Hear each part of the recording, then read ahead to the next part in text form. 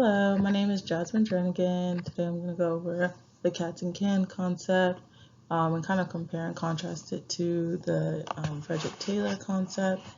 And this will be covering the era of 1960s through 1970s.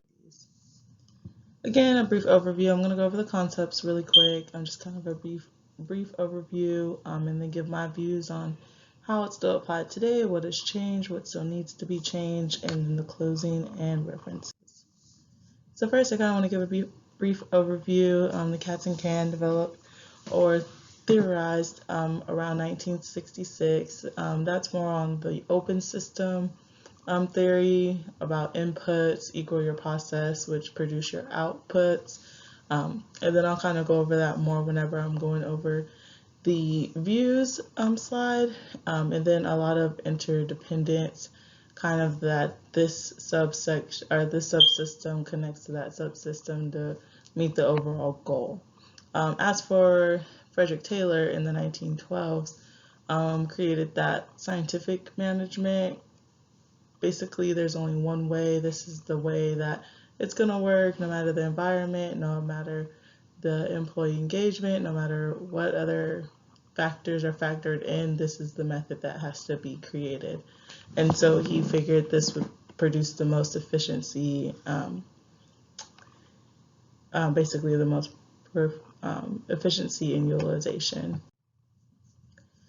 So kind of going into my view, I definitely think the cats and can theory of open system is definitely a great way to think about organization, because things are always changing. You have different regulations that are coming out. You have different atmospheres, so like the culture at work is different depending on the employees that come in and out of there. If you have a terrible culture, whatever system you're going with obviously isn't working, so you have to come up with a new theory on how to produce the most efficiency and utilization, and kind of just the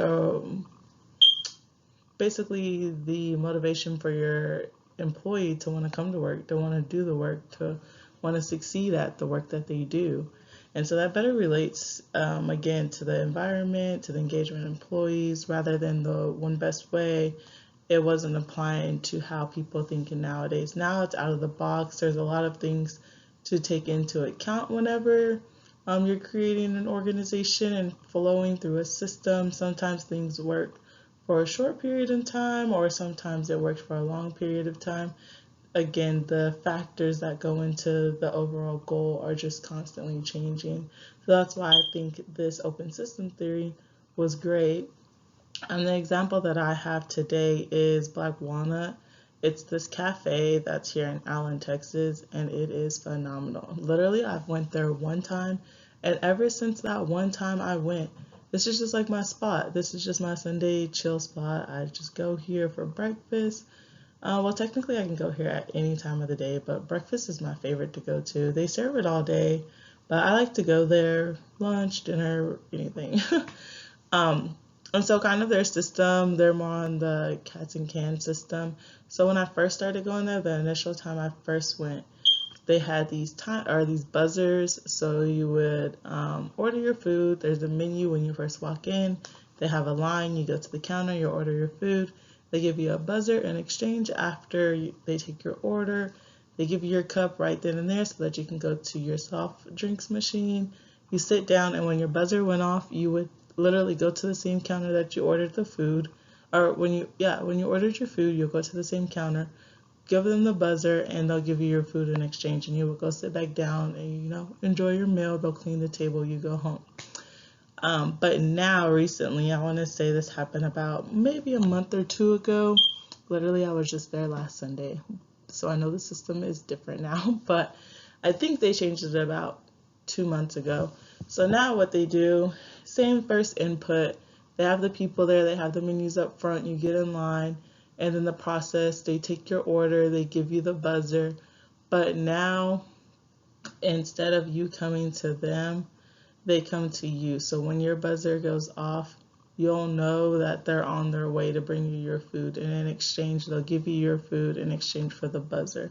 And anything else that you need, they have waiters. So I think they're trying to change their system from a self-serve cafe over into um, a semi-restaurant style, but still kind of self-serve cafe.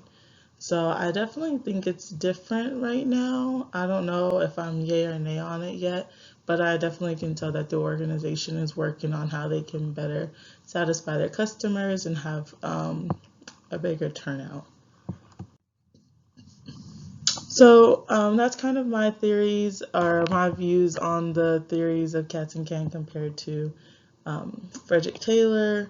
Definitely Frederick Taylor's theory was great. It's not a bad one. Actually, at our job, we're kind of going over his same theory with this new program that we have. It's called Enlighten, and it's basically a program that we put in all our data. They'll take the numbers and see how we can reach higher efficiency and utilization.